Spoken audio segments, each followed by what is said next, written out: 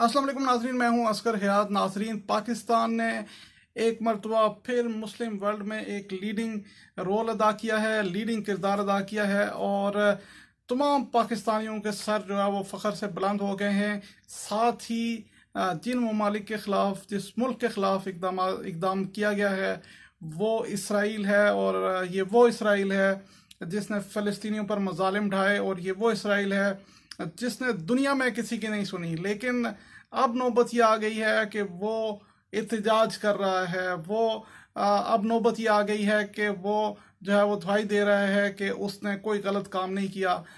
पाकिस्तान की दरख्वास्त पर अक़वाम मुत्तहिदा इंसानी हकूक़ कौंसल का इजलास बुलाया गया, और इस कौंसल के इजलास में 47 ममालिक में से 24 ममालिक ने इसराइल के ख़िलाफ़ जो है वो करारदाद मंजूर की है। ये कौन कौन से ममालिक हैं और इस करारदाद इस इजलास का मकसद क्या था? जंगी जुराइम की तहकीकात जो है वो इसराइल के ख़िलाफ़ होनी थी, उसका आगाज़ होना था, उसकी बुनियाद बनाना था, और ये इजलास पाकिस्तान की दरख्वास्त पर बुलाया गया।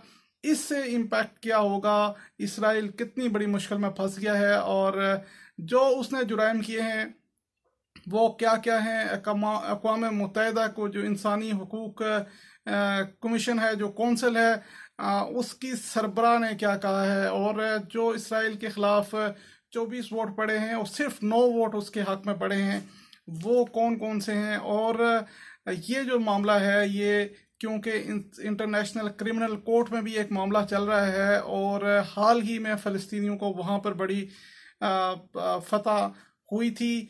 उससे क्या इस मामले का जोड़ बनता है, और वहाँ पर क्या इसका इम्पैक्ट बनेगा?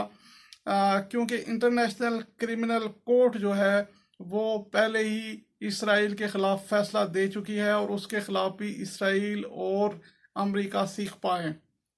लेकिन अब इंसानी हकूक़ कौंसल का जो इजलास है वो हुआ, और 24 ममालिक, जो कुल ममालिक इसमें अगर हम बात करें तो 47 ममालिक हैं, और ये इजलास पाकिस्तान की दरख्वास्त पर हुआ, और ये इजलास इस रिक्वेस्ट पर हुआ, इस दरख्वास्त पर हुआ, इस सब्जेक्ट पर हुआ कि जो कुछ गज़ा में हुआ, जो कुछ इसराइल ने किया, इस चीज़ की पे बहस की जाए कि क्या ये जंगी जुराइम हैं या नहीं हैं, और क्या ये तमाम जो इसराइल के मज़ालिम आते हैं, जो सिविलियन आबादी को निशाना बनाना है, जंगी जुराइम में शामिल किया जाएगा या नहीं किया जाएगा? और ये कौन सा मामला है? ये अक़वाम मुत्तहिदा का मामला है, कोई सिंपल और सादा मामला नहीं है।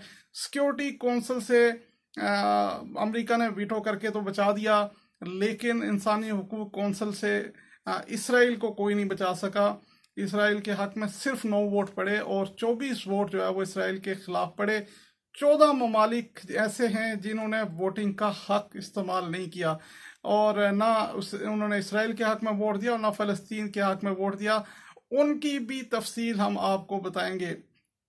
जो ममालिक जिन्होंने फ़लस्तीन के हक़ में वोट दिया, एक एक करके उनकी तफसील बताएंगे। लेकिन उससे पहले जो इंसानी हकूक़ कौंसिल की जो सरबराह हैं, जिनको ह्यूमन राइट्स कमिश्नर कहा जाता है, उसके जो तकरीर थी, उनके जो अल्फाज थे, उस पर इसराइल काफ़ी सीख पा हुआ है, और इसराइल काफ़ी गुस्से में है, उसका रद्द अमल भी आया है। इंसानी हकूक़ कमिश्नर जो हैं अक़वाम मुत्तहिदा की, मिशेल, उन्होंने ये कहा है कि इसराइल के जो मज़ालिम हैं, इसराइल ने जो कुछ भी किया है वो जंगी जुराइम है, और फ़लस्तीनियों के हमास के बारे में भी उन्होंने बात की है। लेकिन जो बात इसराइल के बारे में की है, इसराइल उसको लेकर जो है वो काफ़ी गुस्से में है, और उसका रद्द-ए-अमल भी आया है। उन्होंने ये कहा है कि इसराइल ने जो कुछ भी किया, जो सिविलियन आबादी को निशाना बनाया, और ये कहा कि वहाँ पर दहशत गर्दों के ठिकाने हैं, तो इसराइल के पास कहाँ पर वो सबूत हैं, कहाँ पर वो इसराइल इस चीज़ के एविडेंसेस दे सकता है कि हाँ जी वहाँ पर। उन्होंने कहा कि 270 फ़लस्तीनी जो है वो इसमें शहीद हुए, और इन तमाम हमलों में। लेकिन इनमें जो सबसे ख़तरनाक चीज़ यह है कि 68 बच्चे भी शहीद हुए, सिविलियन आबादी को निशाना बनाया गया। उन्होंने ये कहा कि इसराइल को हक है सेल्फ डिफेंस का, जिस तरह से बहुत से ममालिक और इसराइल इस चीज़ का प्रोपोगंडा करता है कि वो सेल्फ डिफेंस करता है, हालांकि जो कुछ हुआ वो आप के सामने है।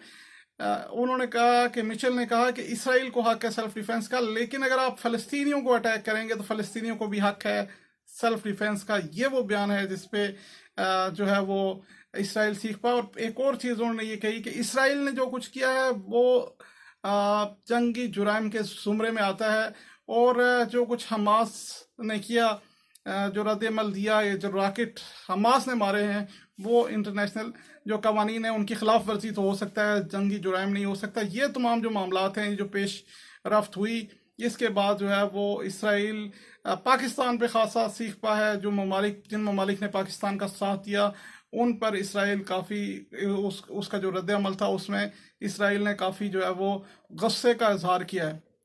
अब ये मामला क्या है, कौन कौन से ममालिक हैं जिन्होंने फ़लस्तीन का साथ दिया है? उसमें एक पाकिस्तान है, पाकिस्तान ने खुलकर साथ दिया है। उसके अलावा बांग्लादेश ने भी फ़लस्तीन का साथ दिया है।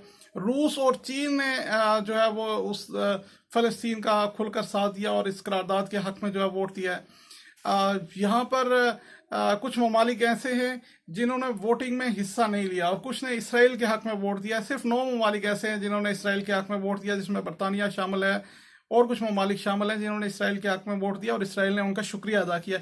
लेकिन कुछ ममालिक ऐसे हैं जिन्होंने वोटिंग का हक़ इस्तेमाल नहीं किया, वोट किसी को नहीं दिया। इनमें और भी बहुत सारे ममालिक हैं।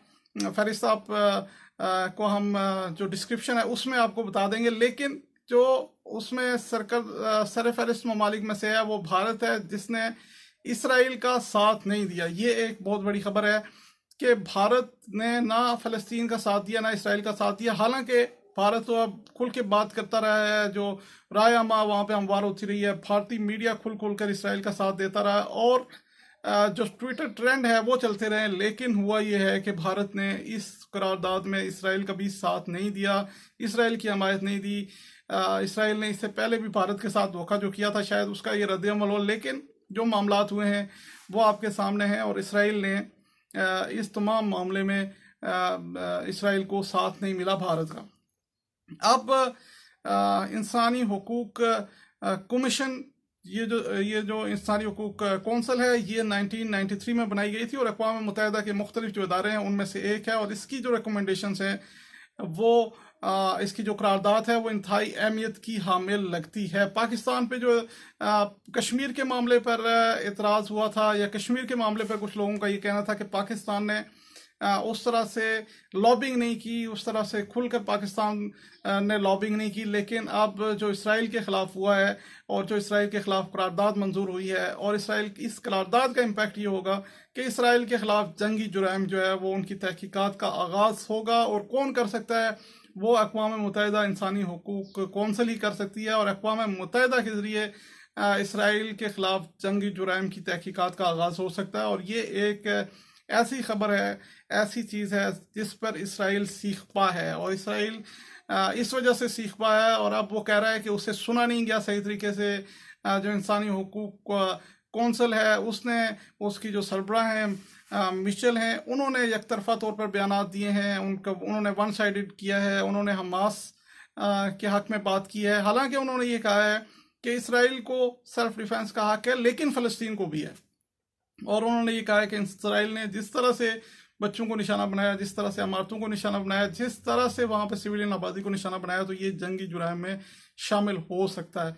अब इसराइल का ये कहना है, पाकिस्तान के ख़िलाफ़ भी इसराइल काफ़ी सख्त ज़ुबान इस्तेमाल किया, और दीगर जो ममालिक जिन्होंने इस करारदाद के हक़ में वोट दिया, इसराइल ने यह कहा है कि जिन ममालिक ने भी ये किया है, जो ममालिक ये कर रहे हैं उनके एजेंडे से वो खूबी वाकिफ़ हैं, और उन्होंने इसराइल ने ये कहा है कि वो अपना अंजाम देख लेंगे। और इसराइल ने यह भी कहा है कि यही वो ममालिक हैं जो हमास की हमायत करते हैं, और हमास फिर जो है वो इसराइलियों पर हमले करता है। इसराइल ने यह कहा है कि वो किसी तौर जो है वो इस करारदाद को नहीं मानता, और ये एक तरफा तौर पर की गई है।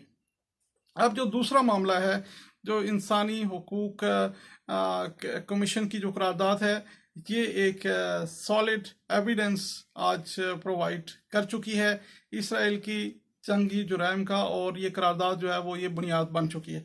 दूसरा मामला है वो इंटरनेशनल क्रिमिनल कोर्ट का है।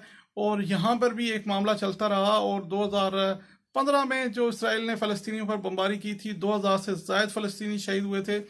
उस वक्त से इंटरनेशनल क्रिमिनल कोर्ट जो है वो जारी है, वो इसकी तहकीकात कर रही है, वो कोशिश कर रही है कि इस पर प्रोसीड करे।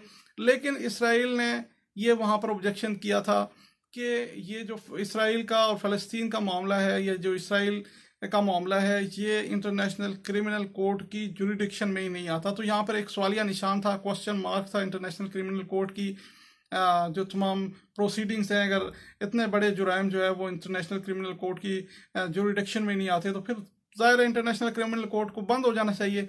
इसमें जो पब्लिक प्रोसिक्यूटर हैं फातो बिसोडा, उन्होंने एक पिटिशन दायर की थी और उन्होंने इस चीज़ में फ्रीक बनी थी, जिसके बाद जो अमेरिका था वो खासा नाराज़ था उन पर, और अमेरिका में दाखिले पर उन पर पाबंदी थी। फिर इसराइल खासा नाराज़ था उन पर, और जो उनके कुछ हमायती ममालिक हैं वो नाराज़ थे। लेकिन वो पिटिशन चलती रही और बिलाखिर जो है वो रवां साल में ही उसका फैसला आया था। और उसका फैसला ये आया था कि इसराइल के अंदर, इसराइल की तरफ से जो 2015 में जुराइम किए गए, या जो भी सिलसिला वहाँ पर फ़लस्तीन में, गज़ा की पट्टी में, जेरूशलम में जो कुछ भी होता है, वो इंटरनेशनल क्रिमिनल कोर्ट की जुरिडिक्शन में आता है। और इंटरनेशनल क्रिमिनल कोर्ट जो है वो इसके खिलाफ तहकीकात कर सकती है, इसका इख्तियार रखती है, और वो इसके खिलाफ तहकीकात कर रही है, और उसका खिलाफ तहकीकात का आगाज़ कर दिया गया था। ये बात मैं कर रहा हूँ 1 माह कबल ये तहकीकात का आगाज़ किया गया था। और कौन सी तहकीकात का आगाज़ किया गया था? जो 2015 में इसराइल ने फ़लस्तीनियों पर बमबारी की और फ़लस्तीनियों को शहीद किया था 2000 से ज़ायद। लेकिन अब जो ताज़ा मामला हुआ है, इस पर भी फातो बिसोडा का जो बयान है वो आया था कि इंटरनेशनल क्रिमिनल कोर्ट इस तमाम मामले को देख रही है और वो इसकी तहकीकात करेगी। अब इंसानी हुकूक कौंसिल ने भी एक बुनियाद फराहम कर दी है, करारदाद मंजूर करके, कि ये तमाम मामला जो है वो जंगी जुराइम में आता है। और इंटरनेशनल क्रिमिनल कोर्ट जो है वो 2015 के क्राइम्स की ऑलरेडी तहकीकात कर रही है, तो वो इन क्राइम्स की तहकीकात का भी आगाज़ जो है वो जल्दी कर सकती है। और इससे होगा क्या कि इसराइल को वहाँ पर इंटरनेशनल क्रिमिनल कोर्ट में पेश होना पड़ेगा।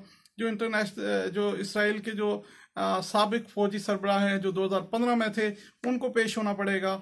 और जो मौजूदा हुआ है उसमें मौजूदा जो सरबराह उनके हैं, इंटेलिजेंस के चीफ हैं, उनको भी पेश होना पड़ेगा। और वहाँ पर अगर इसराइल पेश नहीं होता तो फिर डिसीजन भी एक तरफा हो सकता है।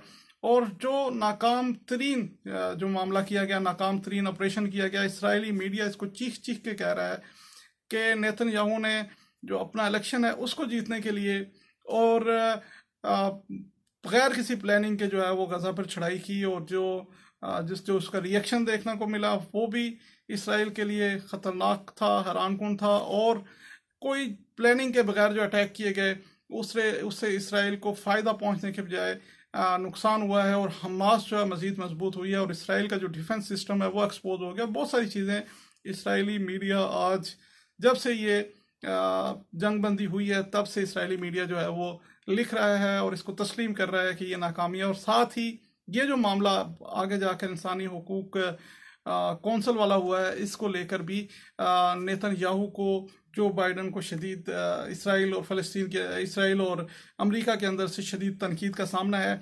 तो ये पाकिस्तान का एक इम्पॉर्टेंट रोल रहा है, अहम रोल रहा है इस करारदाद की मंजूरी में। और पाकिस्तान ने लीड करके, इनिशिएट करके इसको तमाम इंटरनेशनल मीडिया जो है वो चला रहा है। और ये तमाम जो पाकिस्तानी हैं उनके लिए फ़ख्र की बात है। आगे क्या होना चाहिए, आगे क्या हो सकता है, इस हवाले से आप हमें अपडेट कीजिएगा।